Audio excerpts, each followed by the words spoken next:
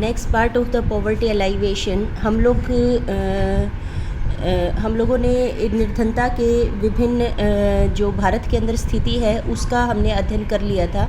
अब हमारा जो नेक्स्ट पार्ट बनता है कॉजेज़ ऑफ पॉवर्टी, भारत में इतनी निर्धनता के कारण क्या हैं।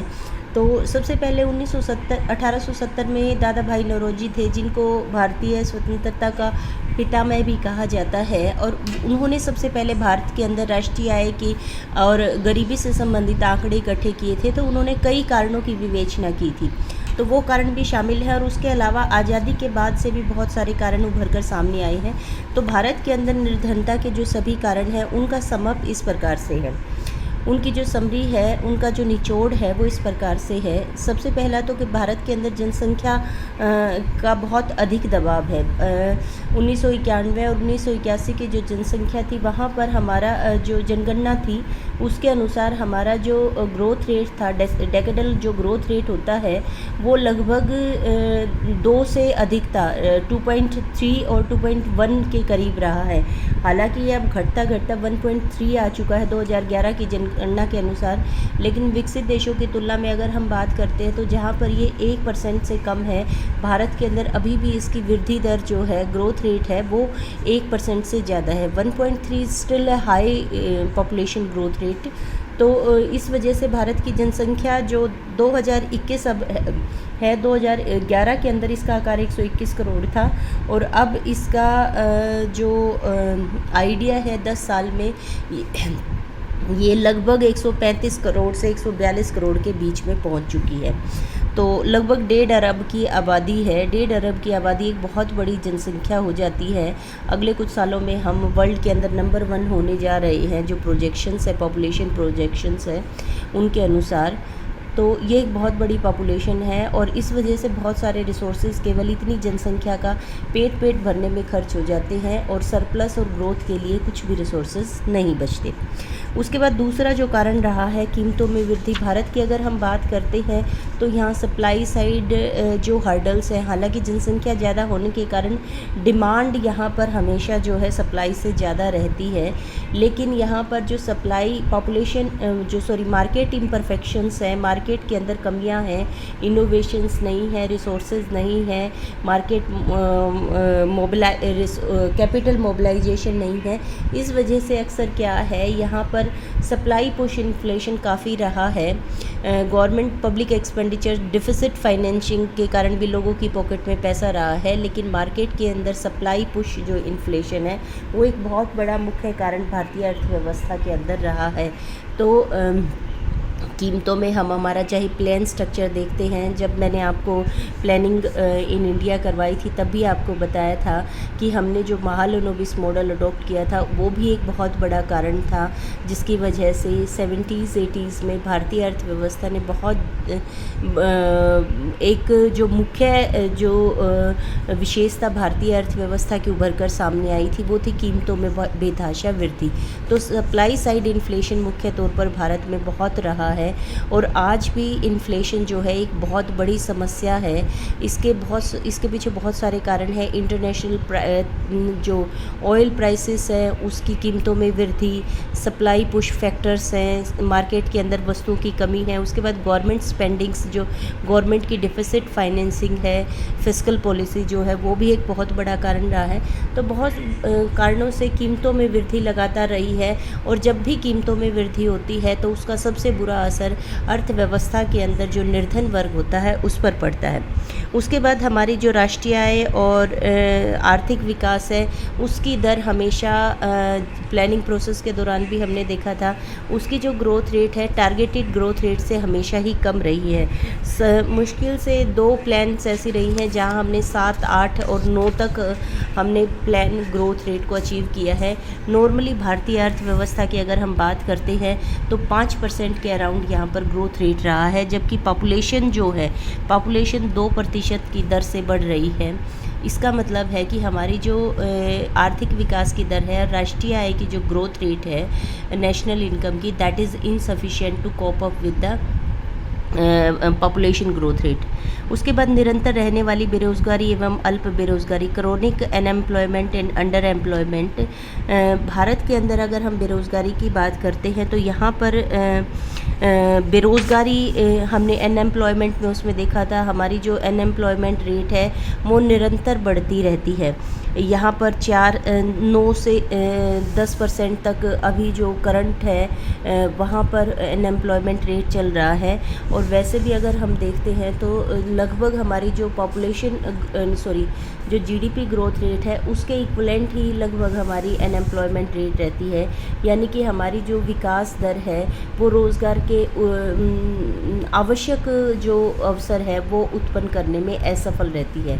और बेरोज़गारी भी हमारे यहाँ कई तरह की हैं। स्ट्रक्चरल अनएम्प्लॉयमेंट है, संरचनात्मक बेरोज़गारी है, उसके अलावा छिपी हुई बेरोज़गारी है, अल्प बेरोज़गारी और मौसमी बेरोज़गारी भी बहुत मात्रा में भारत में पाई जाती है, जिसकी वजह से निर्धनता जो है वो होती है। लोगों के पास जब इनकम नहीं होती तो वो निर्धनता की स्थिति में आ जाते हैं। भारतवर्ष में लगातार 2011-12 में लगभग 2.45 करोड़ व्यक्ति बेरोज़गार थे और दिसंबर 14 के अंदर ये 970 के करीब कार्यालयों में 4.83 करोड़ शिक्षित बेरोज़गार पंजीकृत थे।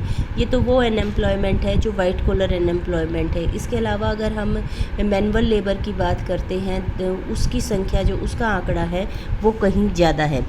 उसके बाद अगला जो कारण है ग्रामीण अर्थव्यवस्था। मैंने आपको बताया था कि भारत के अंदर शहरी निर्धनता का मुख्य कारण है कि ग्रामीण निर्धनता गांव से निकलकर शहरों की तरफ आ रही है कामकाज की तलाश में और अन्य कारणों से। तो शहरी निर्धनता का मुख्य कारण ग्रामीण निर्धनता का शहर की तरफ पलायन करना है। तो जब ग्रामीण क्षेत्र के अंदर हमने आंकड़े भी देखे थे, लगभग 4 गुना निर्धनता शहरी क्षेत्र की तुलना में ग्रामीण क्षेत्र में पाई जाती है। और ग्रामीण क्षेत्र की निर्धनता का मुख्य कारण है कि लोगों का खेतीबाड़ी में लगा होना और वहाँ पर छिपी हुई बेरोज़गारी जो है वो एक बहुत बड़ा कारण है, जिसकी वजह से ग्रामीण क्षेत्र के अंदर बेरोज़गारी पाई जाती है। भारत में 46.2% जनसंख्या कृषि पर निर्भर है, परंतु कृषि क्षेत्र का राष्ट्रीय आय में योगदान जो है 15 से 18% है। तो ऐसी स्थिति में कृषि पर जनसंख्या इतनी, मतलब कि 50% पॉपुलेशन केवल 15% इनकम पर सर्वाइव कर रही है। उनको मिल 15 रुपये रहे हैं और लोग गरीब कितने हैं? 50 लोग गरीब हैं 100 में से। अगर हम जनरल बात करते हैं परसेंटेज वाइज तो उनको देखा जाए तो आधा रुपया भी पर पर्सन जो है ग्रामीण क्षेत्र में लोगों को नहीं मिल रहा। इसकी वजह से क्या है, वहाँ पर पॉवर्टी जो है सबसे ज़्यादा है। विकसित देशों में अगर हम देखते हैं तो वहाँ पर परसेंटेज जो पॉपुलेशन पर डिपेंड है 2 से 4% ऑन एन एवरेज जो उसकी रेंज है 2 से 4%। कई राष्ट्रों के अंदर तो ये 1% से भी कम पॉपुलेशन है जो एग्रीकल्चर पर सेक्टर पर डिपेंड करती है। बड़ी वहाँ पर हाईली टेक्निकल जो मैकेनाइज्ड एग्रीकल्चर की जाती है और इसलिए वहाँ पर जो प्रोडक्टिविटी है एग्रीकल्चर सेक्टर की वो कंट्रीब्यूशन जो जीडीपी में है उसका 13 से 15%, 18-20% तक उनका कंट्रीब्यूशन है। तो इसका मतलब क्या है कि वहाँ पर आउटकम काफ़ी ज़्यादा है। उसके बाद बात करते हैं भारत के अंदर गरीबी का एक मुख्य कारण कैपिटल की इनएडिक्वेसी है।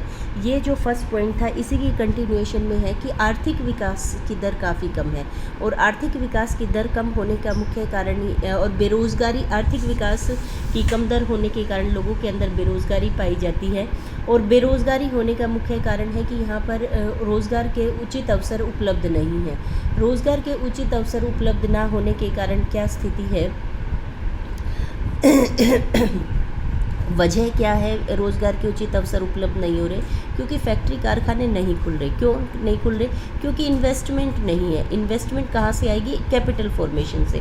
तो जब अर्थव्यवस्था के अंदर अल्प विकसित अर्थव्यवस्थाएँ या जो कॉलोनीज़ इकोनॉमी है, कॉलोनियल इकोनॉमीज़ हैं, जो भारतीय स्थिति है वो उनके अंदर मुख्य समस्या अल्प विकास का हमने कारण पढ़ा है।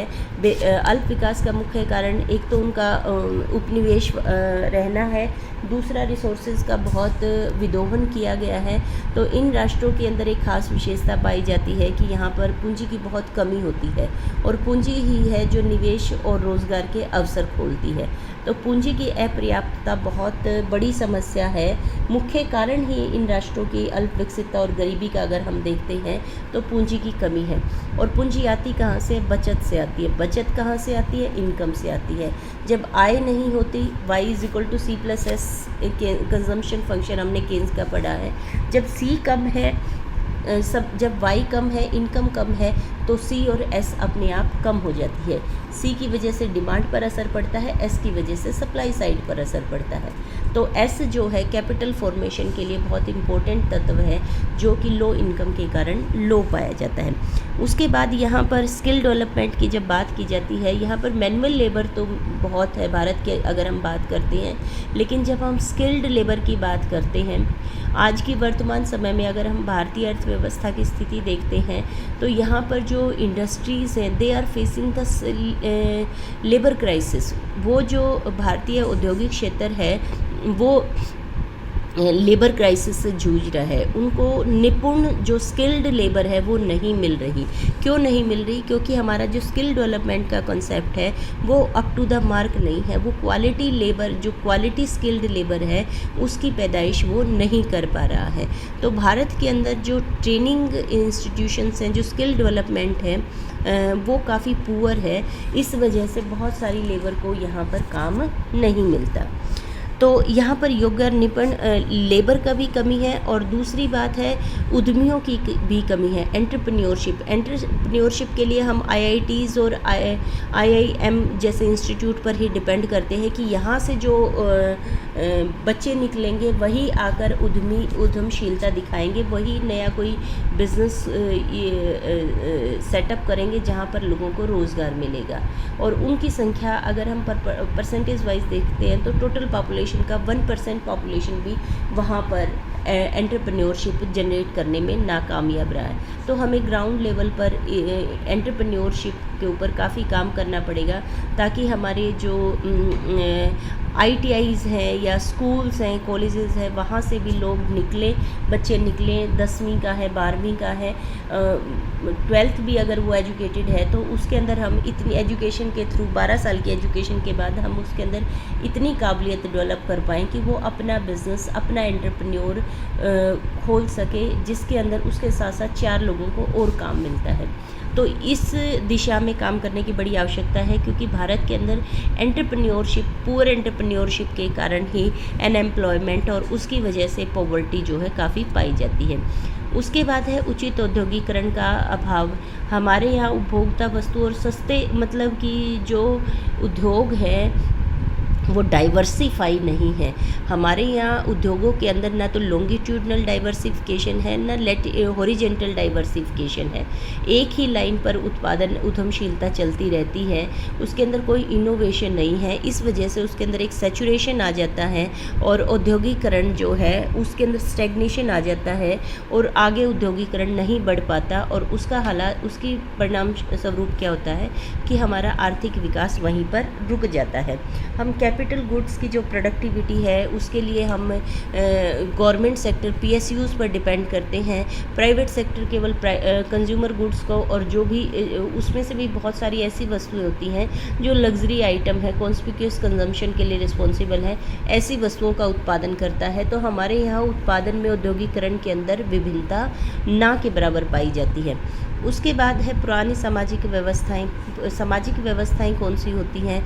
हमारा मैरिज इंस्टीट्यूशन कैसा है, हमारे यहाँ परिवार की व्यवस्था कैसी है, हमारे यहाँ एजुकेशन सिस्टम कैसा है, हमारा जो रिलीजियन सिस्टम है, इंस्टीट्यूशन है, ये सामाजिक संस्थाएं होती हैं कि हम धर्म किस तरह का मान रहे हैं, हमारा धर्म हमें क्या सिखा रहा है, हमारा समाज हमें क्या सिखा रहा है, हमारा परिवार क्या सिखा रहा है, हमारे यहाँ जो सामाजिक व्यवस्थाएं हैं वो किस तरह से काम कर रही हैं। तो अगर हम बात करते हैं तो भारत की सबसे बड़ी समस्या है यहाँ जाति प्रथा है। जाति प्रथा के कारण हमारे बहुत सारे रिसोर्सेज जातिगत मुद्दों में ही उलझ कर रह जाती हैं। उसके बाद परिवार की बात करते हैं तो हमारे यहाँ परंपराओं के नाम पर जो जॉइंट फैमिली सिस्टम है वो बहुत बुरे तरीके से है। उसके अंदर रूढ़िवादिताओं को माना जाता है, महिलाओं को काम नहीं करना, बाहर नहीं निकलना, उनको प्रेशराइज रखना। हालांकि पिछले 40-50 सालों में इन व्यवस्थाओं में काफ़ी परिवर्तन आया है, लेकिन अभी भी अगर हम डीप रूटेड इंडिया के अंदर जाते हैं जहाँ हमारा मैक्सिमम रिसोर्सेज लगे हुए हैं, वहाँ पर अभी भी स्थितियाँ ये है कि महिलाओं को बाहर काम करने के लिए नहीं भेजा जाता, लड़कों को भी, बॉयज़ को भी इतना मोटिवेट नहीं किया जाता। उनको कहा जाता है कि यहीं बैठ के खा लो, बाहर जाने की ज़रूरत नहीं है, बाहर जाकर काम करने की ज़रूरत नहीं है। उनके अंदर भी एक जो मोटिवेशन है कि वो काम करें, फैक्ट्री कारखानों में जाएं या स्किल करें या एजुकेशन लें, तो उनको स्किल डेवलपमेंट की तरफ मोटिवेशन कम दिया जाता है। तो हमारी ये जो सामाजिक संस्थाएं हैं, शादी, मृत्यु, त्यौहार आदि पर, और दूसरा हमारी जो व्यवस्थाएं हैं, इंडियन वेडिंग्स, ये बहुत गलत तरह के खर्चों को बढ़ावा देती है। सबसे पहला है हमारे यहाँ शादियों पर बहुत बुरे तरीके से बिग फैट इंडियन वेडिंग्स, इसको इंटरनेशनल लेवल पर पुकारा जाता है कि भारतीय शादियाँ सफ़ेद हाथी की तरह होती हैं और उन पर लाखों रुपए, करोड़ों रुपए जो है उन शादियों पर खर्च किया जाता है। सेलिब्रिटीज़ की शादियाँ होती है, इतने का लहंगा है, इतने की वह, तो वो सब बेकार के खर्चे होते हैं और जिसकी वजह से हमारी जो कैपिटल फॉर्मेशन, जो एम्प्लॉयमेंट जनरेशन में और इन्वेस्टमेंट की जानी चाहिए थी, वो इस तरह की चीज़ों पर खर्च की जाती है, जिसकी वजह से saving rate, capital formation rate काफ़ी कम हो जाता है। फिर हम डेथ पर भी बहुत भोज करवाना, ये करवाना, इस तरह की हमारी जो प्रथाएँ हैं, उसकी वजह से हमारी जो कैपिटल फॉर्मेशन है, सेविंग है, उस पर काफ़ी नेगेटिव असर पड़ता है। उसके बाद है प्राकृतिक संसाधनों का उचित उपयोग न होना, underutilisation of natural resources. Bharat के अंदर बहुत, अगर हम यूरोपीय देशों की तुलना में देखें तो यहाँ पर नेचुरल रिसोर्सेज जो जैसे लोहा, कोयला, मैंगनीज, अभ्रक जैसे बहुत पदार्थ पाए जाते हैं, लेकिन इन पदार्थों का अब तक हमने, ह्यूमन कैपिटल जो है इन पदार्थों को प्रयोग करने के लिए बहुत आवश्यक है, और हमारी जो ह्यूमन कैपिटल है till now it is not fully motivated to utilise all these resources. इन सभी संसाधनों का प्रयोग करने में असक्षम रही है। उसके बाद है यातायात के विकसित साधनों का अभाव। भारतीय अर्थव्यवस्था की यदि हम बात करते हैं तो इंफ्रास्ट्रक्चर शॉर्टेज बहुत ज़्यादा है। यहाँ पर यातायात के साधन हैं, ऊर्जा के साधन हैं, इनका विकास बहुत कम है। बहुत सारे उद्योग धंधे बिजली की कमी से जूझते रहते हैं, सड़कें अच्छे से नहीं बनी हुई हैं, मौसम में, बारिश के मौसम में सड़कें ख़राब हो जाती हैं, समय पर कच्चा माल और तैयार माल अपने उद्देश्य, अपने जो टारगेट तक, मार्केट तक नहीं पहुंच पाता, और उसका नतीजा ये रहता है कि हमारे जो उद्योग होते हैं उनको बढ़ती हुई लागतों का सामना करना पड़ता है, उनकी प्रोडक्शन कॉस्ट बढ़ जाती है, जिसकी वजह से कीमतें भी बढ़ जाती हैं और बेरोज़गारी, निर्धनता को वो बढ़ावा देती है। उसके बाद हमारे यहाँ एक बहुत बड़ी समस्या है आय का वितरण। आय का वितरण होता है कि कितने % लोगों के अंदर कितने रिसोर्सेज बटे हुए हैं। तो अभी रिसेंटली भी इस पर बातचीत चल रही थी कि हमारी जो 80% पॉपुलेशन है वो केवल 20% रिसोर्सेज पर सर्वाइव कर रही है, जबकि टॉप 20% जो पॉपुलेशन है उसके पास लगभग 60% जो है हमारे रिसोर्सेज है। तो अगर हम बात करते हैं तो हमारा जो अपर इनकम ग्रुप है, जो हाई रिच सेक्शन है, उसका जो है आर्थिक संसाधनों पर सबसे अधिक कब्जा है, जबकि मेजॉरिटी ऑफ द पॉपुलेशन जो है उसके पास जो संसाधन, चाहे वो अबव पॉवर्टी लाइन भी है, वो तब भी उसके पास जो रिसोर्सेज की उपलब्धता है, अवेलेबिलिटी है, वो बहुत कम है। जो पॉवर्टी लाइन से ऊपर हैं तो वो बहुत ज़्यादा ऊपर नहीं है कि आप ये मान लें कि वो गरीबी रेखा से ऊपर हैं, तो इसका मतलब वो भोजन प्राप्त कर पा रहे हैं, तो उसकी स्थिति काफ़ी अच्छी है। They have to fight for the basic needs, जो कंफर्ट्स हैं और नेसेसिटीज़ हैं उनको प्राप्त करने के लिए उनको बहुत एफ़र्ट करने पड़ते हैं, जिसकी वजह से डिमांड हमारी जो है वो सप्रेस्ड ही रहती है, और इसका जो असर होता है वो प्रोडक्टिविटी पर काफ़ी असर पड़ता है। नेचुरल डिज़ास्टर आते रहते हैं। हमारा जो एग्रीकल्चर सेक्टर है, अभी तक केवल 60% एग्रीकल्चर हमारा 42% एग्रीकल्चर ही हमारा इरिगेशन फैसिलिटीज़ उसको अवेल हो पा रही है। 60% जो है हमारा एग्रीकल्चर सेक्टर अभी भी रेन फेड है। रेन फेड का मतलब ये है कि वो मॉनसून पर क्लाइमेट पर डिपेंड करता है कि वहाँ पर फसल कैसी होगी। अच्छी बारिश आ गई तो अच्छी फसल होगी, नहीं तो अक्सर हमारा जो एग्रीकल्चर सेक्टर है या तो वो सूखा से ग्रसित रहता है या फिर वो बाढ़ से ग्रसित रहता है। अलग अलग स्थानों पर अलग अलग तरह की समस्याएं हैं। तो सूखा और बाढ़ जैसी जो समस्याएं हैं वो हमारी एग्रीकल्चर सेक्टर की नेचर पर, प्रकृति पर निर्भरता को बताता है। और इसका असर एग्रीकल्चर सेक्टर, जब हमारी एग्रीकल्चर प्रोडक्टिविटी अफेक्ट होती है तो इसका सीधा सा असर हमारी जो कंज्यूमर गुड आइटम्स होती हैं उनकी अवेलेबिलिटी पर पड़ता है, और उसका सीधा सा असर जो है हमारी इंडस्ट्रियल डेवलपमेंट पर और इंडस्ट्रियल सेक्टर को जो कच्चा माल मिलता है एग्रीकल्चर सेक्टर से उस पर भी पड़ता है, और डिमांड पर भी पड़ता है। फसल अच्छी होती है तो एग्रीकल्चर सेक्टर, क्योंकि majority of the population, more than 50% population हमारी एग्रीकल्चर सेक्टर पर डिपेंड करती है, तो वहाँ से डिमांड नहीं आ पाती तो उसका सीधा सा असर हमारी इंडस्ट्रियल सेक्टर की ग्रोथ पर भी पड़ता है।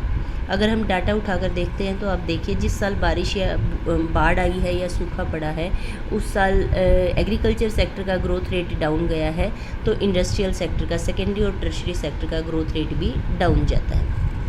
उसके बाद भ्रष्टाचार एक बहुत बड़ी समस्या है। राजीव गांधी जी की 1985 के अंदर स्टेटमेंट थी कि जब सरकार के खाते से 1 रुपया निकलता है तो गरीब तक जाते जाते उसका मूल्य 25 पैसे रह जाता है। मतलब कि बीच में इतना करप्शन है कि 75% पैसा जो है अफसरशाही, ब्यूरोक्रेसी और ठेकेदारों और बाबुओं की जेब में चला जाता है। सरकार यदि किसी गरीब तक 1 रुपया पहुंचाना चाहती है तो उस तक मात्र 25 पैसे पहुंचते हैं। तो ये पराकाष्ठा है।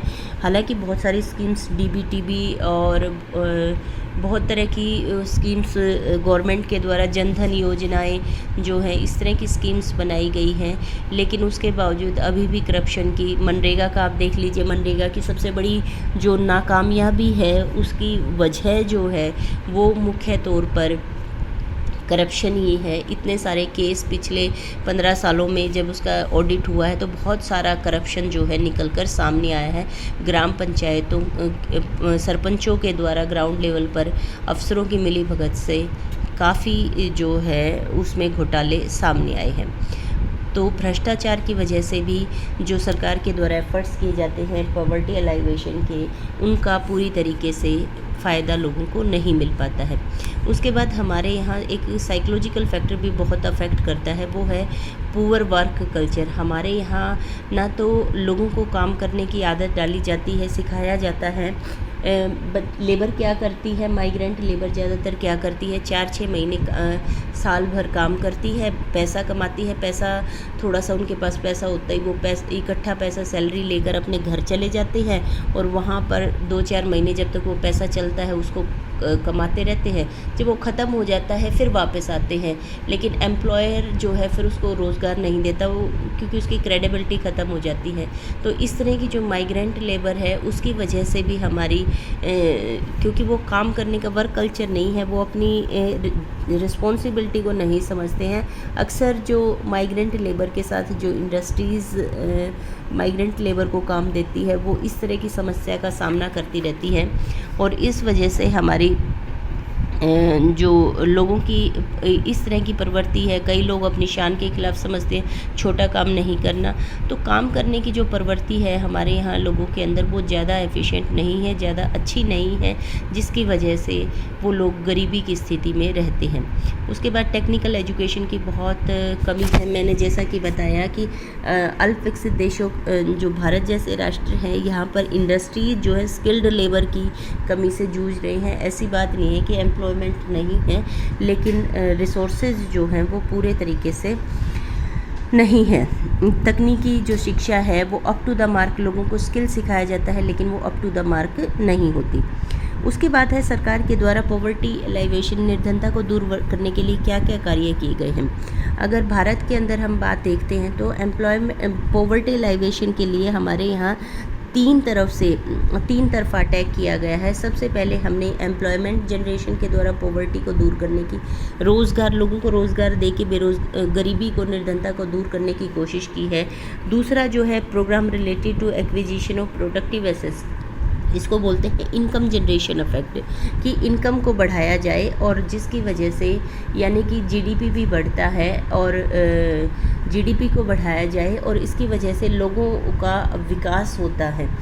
तो ये वाला है। और थर्ड जो है अदर टेंटेटिव मेजर्स होते हैं जो मिसलेनियस एफर्ट्स हैं गवर्नमेंट के द्वारा किए जाते हैं जो डायरेक्टली और इनडायरेक्टली पॉवर्टी को अटैक करते हैं।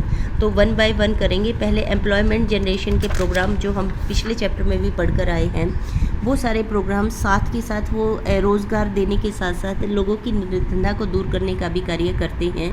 स्वर्ण जयंती ग्राम स्वरोजगार योजना है 1999 में की गई थी। इसकी पूर्व संरचना करके 2011-12 में इसे नेशनल रूरल लाइवलीहुड मिशन कर दिया गया है और इसके तहत लोगों को रोज़गार उपलब्ध करवाया जाता है और उनको मोटिवेट किया जाता है कि वो इस तरह के काम धंधों में लगें, स्वरोज़गार के काम धंधों में लगें, ताकि वो अपने साथ साथ कुछ लोगों को और रोज़गार दे सके। इसी तरीके से संपूर्ण ग्रामीण रोज़गार योजना है, इसको मैंने SGRY आपको बताया था। मजदूरी के अवसर प्रदान करना है, इसमें खाद्य सुरक्षा भी दी जाती है, स्थायी सामुदायिक सामाजिक और आर्थिक परिसंपत्तियों का सृजन किया जाता है, जो गांव के अंदर इंफ्रास्ट्रक्चर डेवलप किया जाता है। कम्युनिटी प्रोग्राम इसके अंदर ज़्यादातर चलाए जाते हैं। कोऑपरेटिव प्रोग्राम्स लोगों को सामूहिक रूप से काम करने की प्रेरणा इसके तहत दी जाती है। आधारभूत ढांचे का विकास करके रोज़गार के अवसरों को उत्पन्न करना है। इसके अंतर्गत 100 करोड़ मानव दिवसों का सृजन करने का प्रस्ताव है, यानी कि इसके साथ फूड सिक्योरिटी प्रोग्राम भी जुड़ा हुआ है, लोगों को फूड भी दिया जाता है। उसके बाद काम के बदले भोजन का राष्ट्रीय कार्यक्रम है कि लोग काम करते हैं और उसके बदले साथ साथ लोगों को फूड दिया जाता है। उनको इसके अंतर्गत वेतन जो है वो अनाज के रूप में दिया जाता है। उसके बाद लघु और कुटीर उद्योग है, इनके लिए बैंक्स बनाए गए हैं इस क्षेत्र के विकास के लिए। सिडबी मैंने आपको बताया था, सिडबी बैंक की स्थापना की गई थी जो सस्ती दरों पर इन उद्योगों के खोलने के लिए लोन देता है। तो लघु और कुटीर उद्योगों के लिए सरकार हर समय नीतियां बनाती रहती है, इसका उद्देश्य है लोगों को रोज़गार देना है। उसके बाद स्वर्ण जयंती शहरी रोज़गार योजना SGSRY के नाम से इसको जाना जाता है। इसको बदल के NULM 2011-13 के अंदर कर दिया गया है, नेशनल अर्बन लाइवलीहुड मिशन, और इसका उद्देश्य है शहरी क्षेत्र में लोगों को रोज़गार देना और कौशल विकसित करना। उसके बाद है मनरेगा। मनरेगा मैं आपको डिटेल में एम्प्लॉयमेंट प्रोग्राम के अंतर्गत बता चुकी हूँ। ये एक बहुत महत्वाकांक्षी परियोजना है और इसके काफ़ी पॉजिटिव असर भी सामने आए हैं। 2017-18 में इस योजना से 5.12 करोड़ लोगों को रोज़गार उपलब्ध करवाया जा चुका है। उसके बाद उत्पादक संपत्ति जुटाने वाले इनकम जनरेटिंग जो एफर्ट्स हैं वो उसके अंतर्गत सरकार के द्वारा कौन कौन सी योजनाएं चलाई गई है। इसके अंदर एक तो विभेदीकृत ब्याज दर योजना है, differential rate of interest scheme, जो 1969 के अंदर बैंकों का राष्ट्रीयकरण किया गया था। तो उसका उद्देश्य था लोगों को सस्ती ब्याज दरों पर लोन देना ताकि वो अपने काम धंधे खोल सके।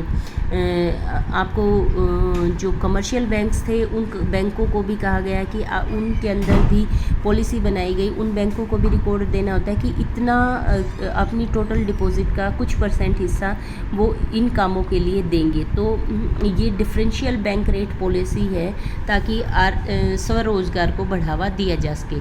उसके बाद है प्रधानमंत्री ग्रामोदय योजना 2001 के अंदर ये की गई थी। इस ग्रामोदय योजना के अंदर लोगों को वहाँ पर आवास उपलब्ध करवाना है, उनको ड्रिंकिंग वाटर उपलब्ध करवाना है, हेल्थ हाइजीन और अकोमोडेशन मेन था, बिजली पहुंचाना है, सड़कें पहुंचाना है ताकि वहां पर रोज़गार के अवसर उत्पन्न हो सके। उसके अलावा जो अमूल की हम बात कर सकते हैं, आनंद डेयरी की हम बात कर सकते हैं, ये सब जो है ग्रामोदय संपूर्ण ग्रामीण विकास योजना के तहत ही किए गए थे ताकि इन लोगों को यहाँ पर रोज़गार के अवसर, उनको रोज़गार के तरीके बताए जा सके जिससे वो अपनी लोकल क्वालिटीज़ को, जो उनका प्रेजेंट में काम धंधा है, उसी काम धंधे को बढ़ाकर उससे मुनाफा कमा सके।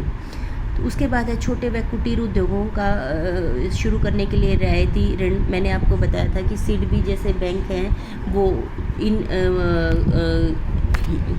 फार्मर्स इनको गांव में छोटे और ग्रामीण एवं कुटीर उद्योगों को रियायती दरों पर ऋण उपलब्ध करवाते हैं। इसके अलावा भी बहुत सारे प्रोग्राम जो हैं रैंडमली आवश्यकताओं को देखते हुए शुरू किए गए हैं।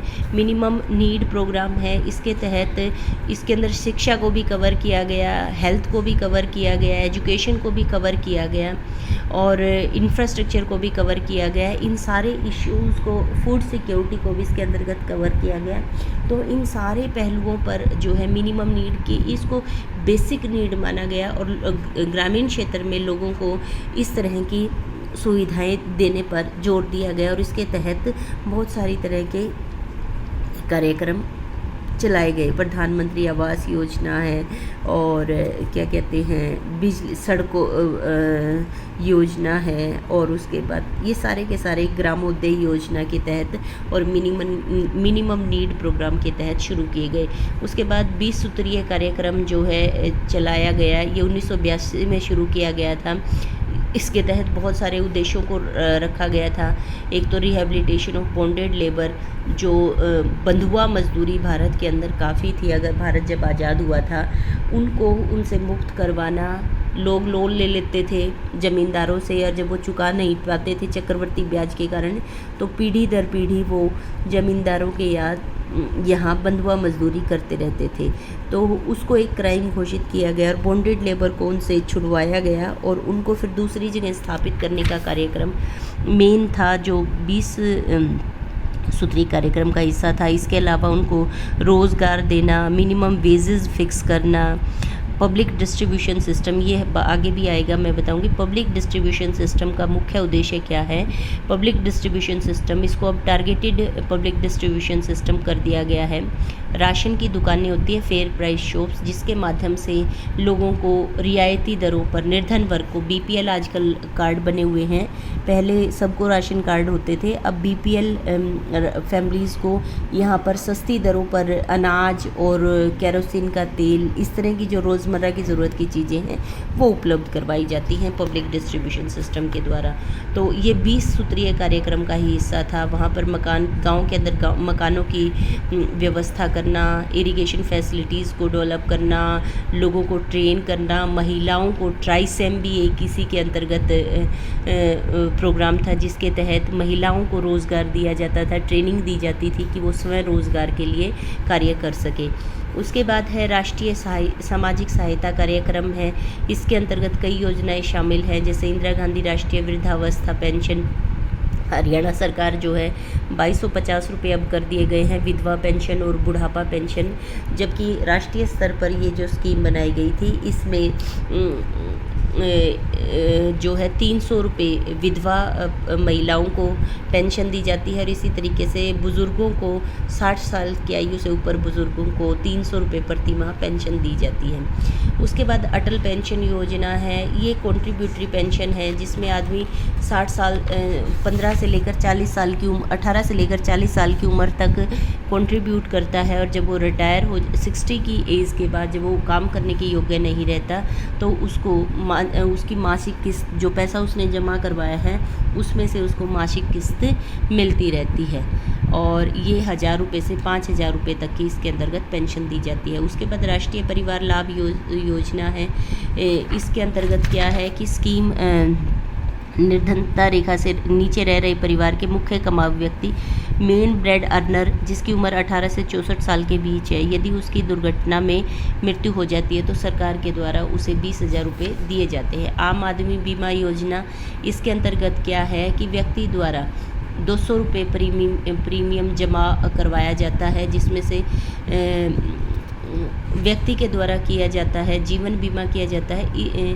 इस योजना के अंतर्गत परिवार के मुखिया का या कमाऊ सदस्य का बीमा किया जाता है और इसमें 200 रुपये प्रति वर्ष जमा करवाया जाता है, जिसमें से 100 रुपये केंद्र सरकार द्वारा और 100 रुपये राज्य सरकार द्वारा करवाया जाता है। आपको अप्लाई करना पड़ता है बीपीएल फॉर्म के थ्रू और मृत्यु होने की स्थिति में सामान्य मृत्यु पर 30,000 रुपये और दुर्घटना में मृत्यु होने पर 37,500 रुपये की सहायता दी जाती है। इसी तरीके से अंत्योदय अन्न योजना है, इसके अंतर्गत निर्धन परिवारों को 2 रुपये किलो गेहूँ और 3 रुपये किलो की दर से चावल जो है पब्लिक डिस्ट्रीब्यूशन सिस्टम के माध्यम से बेचा जाता है। और बहुत गरीब परिवारों को एक महीने में 35 किलोग्राम अनाज रियायती दरों पर बेचा जाता है। उसके बाद पब्लिक डिस्ट्रीब्यूशन सिस्टम, जैसा कि मैंने आपको बताया, ये सभी लोगों के अंदर को जो आधारभूत मूलभूत जो ज़रूरत की चीज़ें हैं उनको उपलब्ध करवाने का एक सिस्टम है, सब्सिडाइज सिस्टम है, जो सरकार के द्वारा अनाज जो अभी मुद्दा जो चल रहा है फार्मर्स का, एमएसपी पे किसान, सरकार को कहा है कि फूड कॉरपोरेशन ऑफ इंडिया के माध्यम से, हैफेड और नेफेड के माध्यम से सरकार जो अनाज खरीदती है, उस अनाज को इस पब्लिक डिस्ट्रीब्यूशन सिस्टम के माध्यम से गरीब लोगों को 2 रुपये और 3 रुपये किलो के हिसाब से जो बेचा जाता है वो पब्लिक डिस्ट्रीब्यूशन सिस्टम है। तो अभी जो मुद्दा चल रहा है वो यही है कि गवर्नमेंट का इसके ऊपर जो पब्लिक एक्सपेंडिचर है उसकी बहुत बड़ी सब्सिडी जो है वो इस पब्लिक डिस्ट्रीब्यूशन सिस्टम पर खर्च होती है, बहुत सारा पैसा। तो सरकार बचत का बजट बनाने के चक्कर में इस सब्सिडी को ख़त्म करना चाह रही है। तो इसीलिए अभी जो है ये एक कॉन्ट्राडिक्शंस चली हुई है। देखते हैं अभी इसका क्या सोल्यूशन होता है। लेकिन अब तक जो प्रणाली चल रही थी उसके अनुसार ये है कि टारगेटेड पब्लिक डिस्ट्रीब्यूशन सिस्टम के माध्यम से गरीब लोगों को अनाज उपलब्ध करवाया जाता था। उसके बाद है भारत निर्माण 2005-06 में, इसके अंतर्गत इंफ्रास्ट्रक्चरल फैसिलिटीज़ को फोकस किया गया था ताकि लोगों को आधारभूत सुविधाएं मिले। जब लोगों को आधारभूत सुविधाएं मिलती हैं तो उसके अंदर निर्धनता दूर हटती है, अच्छा स्वास्थ्य बनता है, हेल्थ हाइजीन फोकस होती है और इससे ह्यूमन कैपिटल जनरेट होती है। और जब इंफ्रास्ट्रक्चर बनता है, सड़कें जाती हैं, तो रोज़गार के नए अवसर वहाँ पर उपलब्ध होते हैं। उसके बाद राष्ट्रीय स्वास्थ्य बीमा योजना, ये भी एक 2008 में शुरू की गई थी। ये एक बहुत इम्पोर्टेंट योजना है। 18-19 में इसके स्थान पर आयुष्मान भारत राष्ट्रीय स्वास्थ्य संरक्षण योजना को लागू किया गया है और इसके अनुसार स्वास्थ्य का 30,000 रुपये का BPL लेबर का जो है इंश्योरेंस किया जाता है। उसके बाद है इंदिरा गांधी आवास योजना, राजीव आवास योजना।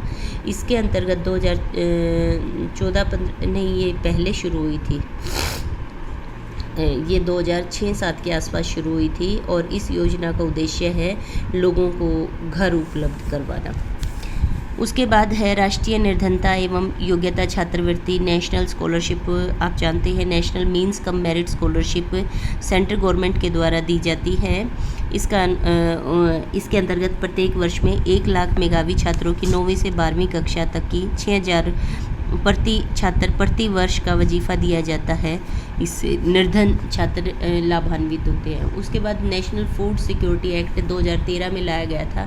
इसका उद्देश्य है कि सभी लोगों को सस्ती दरों पर भोजन उपलब्ध करवाना और ये उनका अधिकार बना दिया गया है इस अधिनियम के द्वारा कि किसी भी व्यक्ति को भूख से नहीं मरने दिया जाएगा।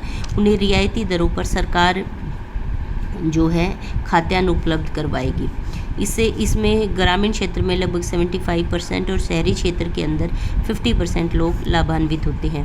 उसके बाद जैसा कि मैंने आपको बताया कि करप्शन भारत में बहुत है। जो राजीव गांधी की स्टेटमेंट थी, 1 रुपये में से 25 पैसे ही गरीब व्यक्ति तक पहुंचते हैं, तो उसको दूर करने के लिए DBTS स्कीम बनाई गई थी, डायरेक्ट बेनिफिट ट्रांसफ़र स्कीम जो है। इसके अंतर्गत क्या किया गया है कि खाते खुलवाए जाएंगे। आप लोगों को भी जो स्कॉलरशिप मिलती है तो खाते खुलवाए जाते हैं, आपको कैश नहीं दिया जाता, आपके खातों के अंदर डायरेक्ट जो है वो पैसा जाएगा। तो ये करप्शन को रोकने के लिए कोशिश की गई थी। हालांकि इसमें भी बहुत सारे करप्शंस के पॉइंट सामने आए। मनरेगा में मुख्य तौर पर कि फर्जी या मरे हुए लोगों के नाम से भी बैंक खाते खुलवा दिए गए और साइन अपने कर दिए गए या उन लोगों से साठगांठ कर ली गई अपने रिश्तेदारों से और उनसे कि आप जो है 25 रुपये आप रख लेना, 50 रुपये मुझे दे देना, 50-50 बांट लेंगे। तो इस तरह का करप्शन भी मनरेगा स्कीम के अंदर सामने आया है। लेकिन इसकी वजह से काफ़ी हद तक DBT के कारण काफ़ी हद तक जो है करप्शन पर लगाम लगी है। उसके बाद है ग्रामीण अनाज बैंक योजना। ग्रामीण क्षेत्रों के अंदर आदिवासियों, दूर दराज पहाड़ी क्षेत्रों में अनाज उपलब्ध करवाया जाता है। उसके बाद प्रधानमंत्री जन धन योजना, इसमें बैंकिंग फैसिलिटी उपलब्ध करवाना है ताकि उनके अंदर उनके जो दुर्घटना जितने भी ये स्कीम्स हैं इनके बेनिफिट कैश के रूप में ट्रांसफ़र कर दिए जाएं। यही मतलब कि वो है कि सरकार चाहती है कि आपको अनाज या वो देने की बजाय आपके खाते के अंदर पैसे डाल दिए जाएं सब्सिडी के तौर पर, और आप उसमें से जो चाहें जैसे चाहें खरीदना चाहें वो खरीद सकते हैं। तो ये जन धन योजना का मतलब यही है कि आपके हर व्यक्ति का, गरीब व्यक्ति का खाता खुलवाया जाए। उसके बाद जन सुरक्षा योजना, इसके दुर्घटना बीमा है ये कि दुर्घटना होने की स्थिति में व्यक्ति जो है बहुत सस्ती दरों पर 330 रुपये वार्षिक प्रीमियम भुगतान पर 2 लाख का जीवन बीमा किया जाता है।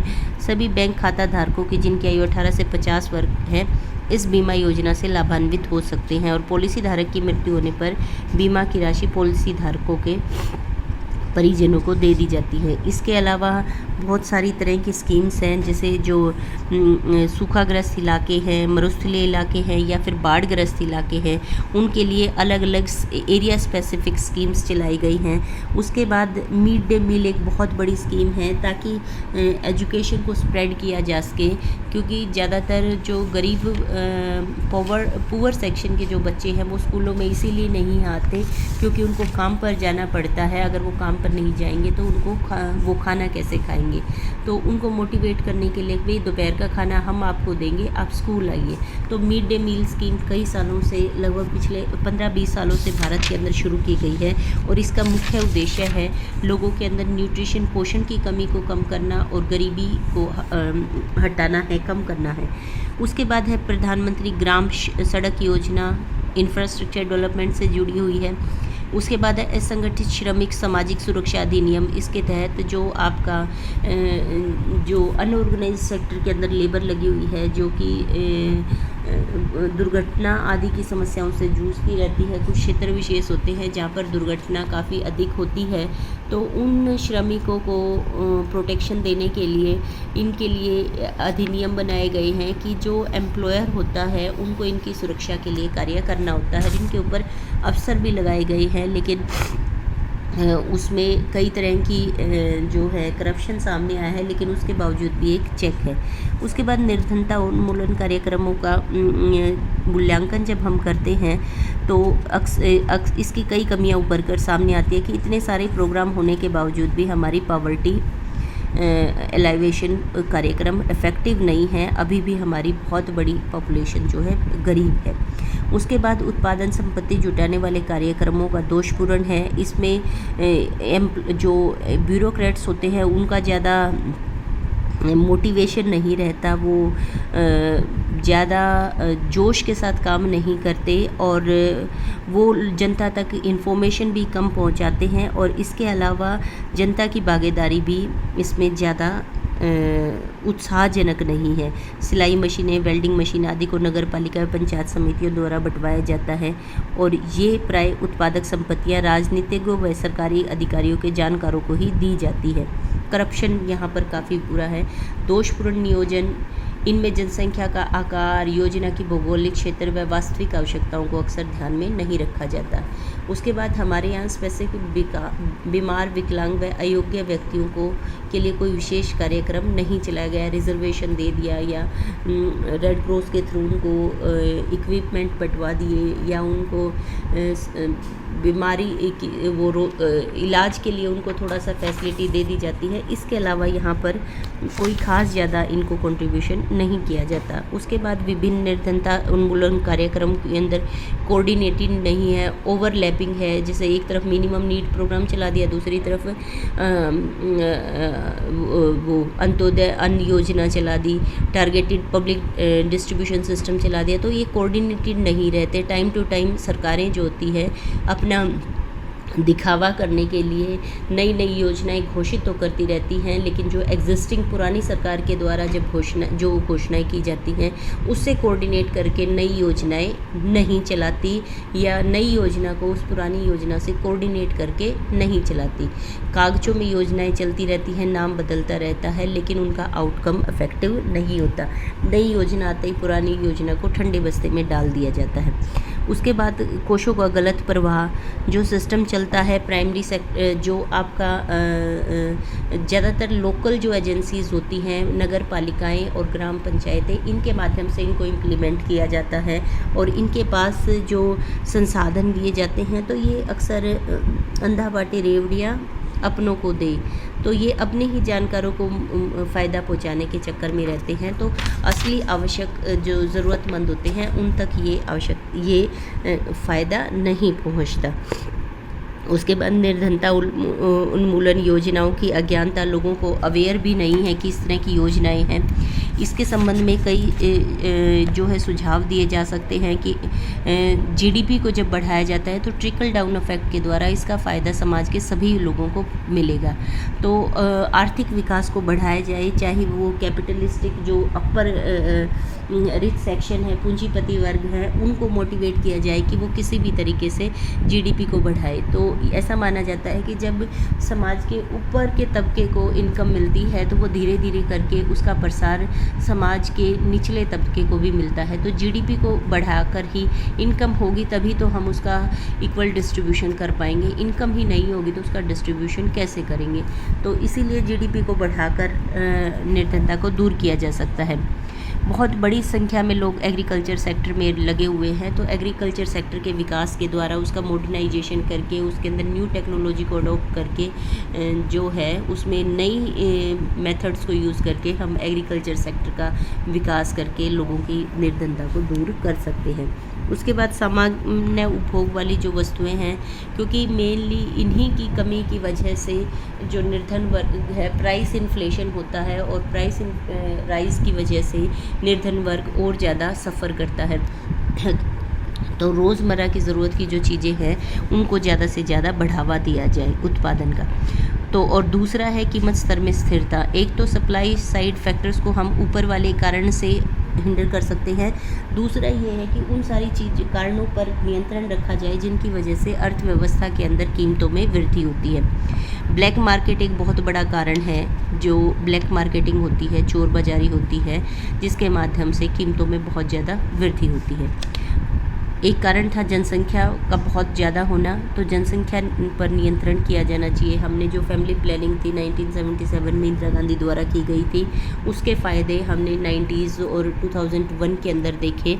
तो सरकार के द्वारा इस विषय पर फैमिली प्लानिंग पर ज़ोरदार तरीके से काम करना चाहिए, ताकि अर्थव्यवस्था के अंदर जो जनसंख्या का दबाव है वो कम हो और निर्धनता कम हो।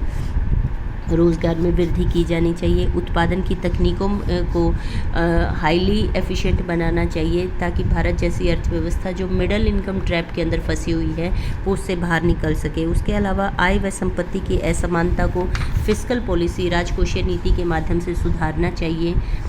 उसके बाद है पिछड़े क्षेत्र को अधिक सुविधाएं देनी चाहिए ताकि वो फ्रंट लाइन में आ सके।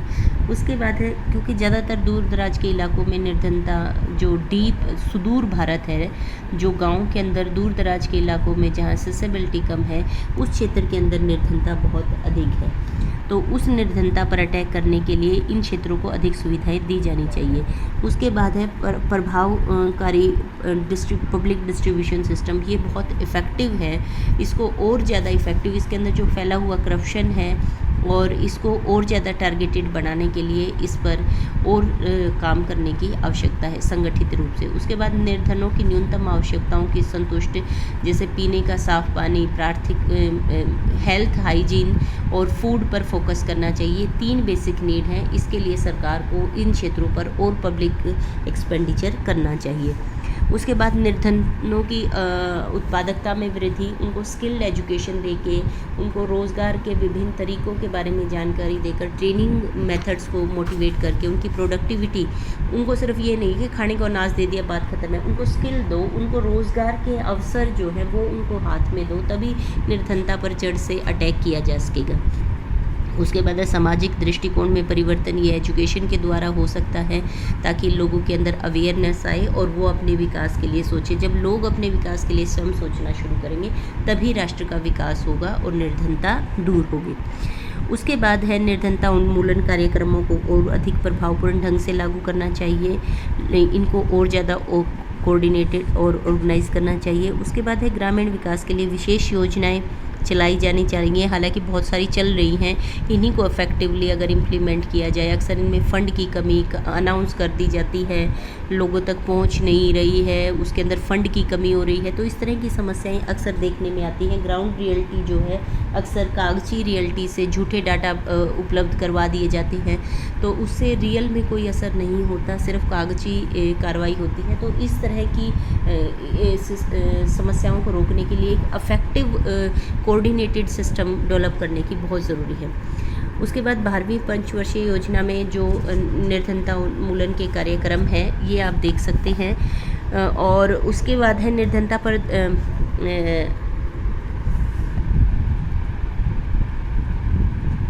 नेशनल फूड सिक्योरिटी एक्ट जो है 2013 पास किया गया है। मनरेगा को इफेक्टिव तरीके से लागू किया गया है। अटल पेंशन योजना, राष्ट्रीय स्वास्थ्य बीमा योजना, जो हमने योजनाएं अभी पढ़ी हैं, इनको और ज़्यादा फंड अलॉट किया गया है। डीबीटी को और ज़्यादा स्ट्रॉन्ग बनाया गया है। ग्रामीण क्षेत्रों के विकास के लिए इंफ्रास्ट्रक्चर को और ज़्यादा मजबूत किया गया है। वही योजनाएँ हैं जो चल रही थी, उनको मजबूत करने की बात की गई है। उसके बाद निर्धनता पर तेंदुलकर कमेटी, ये सुरेश तेंदुलकर की कमेटी गठित की गई थी और इसकी बहुत ज़्यादा आलोचनाएं की गई कि योजना आयोग निर्धनता के अनुमान वास्तविकता के से कहीं कम स्तर पर दे रहा है। और इस कमेटी ने अपनी जो रिपोर्ट थी 2009 के अंदर पेश की थी और इस कमेटी ने निर्धनता रेखा को बढ़ाने का प्रस्ताव दिया था। बहुत आलोचना की गई थी कि प्रतिदिन के हिसाब से 25 रुपये अगर कोई व्यक्ति कमा रहा है तो उसको निर्धनता रेखा से ऊपर माना गया था, क्योंकि महीने में 1000 रुपये है तो इसको 30 से डिवाइड कर लीजिए तो ये आ गया 33 रुपये के करीब अगर कोई व्यक्ति कमा रहा है तो वो शहरी क्षेत्र में। और ग्रामीण क्षेत्र में ये देखिए 3 दूनी 6 और 2 1 3 7 21 27 रुपये 28 रुपये अगर कोई व्यक्ति ग्रामीण क्षेत्र में कमा रहा है प्रतिदिन, तो ये मानकर चलिए कि वो निर्धनता रेखा से ऊपर है। तो इसकी काफ़ी आलोचना की गई थी। तेंदुलकर कमेटी रिपोर्ट को स्वीकार कर लिया गया। अतः सरकार को निर्धनता उन्मूलन कार्यक्रम पर अधिक खर्चा करना होगा और केंद्रीय सरकारों को राज्य को रियायती दरों पर अधिक खाद्यान्न उपलब्ध करवाना होगा, क्योंकि इसकी वजह से ग्रामीण क्षेत्रों में 25.60% पॉवर्टी आई थी और शहरी क्षेत्रों के अंदर 13.7% जो है पॉवर्टी आई थी। तो इसको जो है स्वीकार किया गया था और इसके लिए सरकार को इन रिपोर्टों को मानते हुए अब जो है पहले की तुलना में ज़्यादा खर्च करना पड़ा। उसके बाद ग्रामीण क्षेत्रों में निर्धनता रेखा को से नीचे रह रहे परिवारों की पहचान के लिए सक्सेना कमेटी रिपोर्ट आई थी। इसने 2009 में पेश की थी। इसके अनुसार समाज का समृद्ध वर्ग जो है कुछ विशेष सुविधाएं प्राप्त कर रहा है, उसे बीपीएल परिवारों की सूची में से स्वतः निकाल देना चाहिए। दूसरी तरफ समाज के वंचित वर्ग डिप्राइव्ड सेक्शन को बीपीएल परिवारों की सूची में शामिल कर लिया जाए। ऑटोमेटिक एक्सक्लूजन और ऑटोमेटिक इंक्लूजन का इन्होंने जो है वो बात की थी।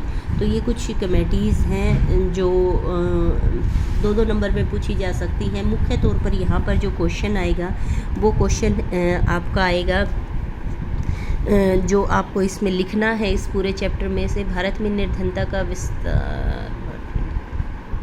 क्वेश्चन नंबर 2 है, भारत में निर्धनता की समस्या की व्याख्या कीजिए। आप इस समस्या के समाधान के लिए क्या सुझाव देंगे। और क्वेश्चन नंबर 3, भारत में फैली गरीबी का कारण बताएं और सरकार ने गरीबी दूर करने के लिए क्या उपाय किए हैं। क्वेश्चन नंबर 2 और क्वेश्चन नंबर 3 आपको करना है।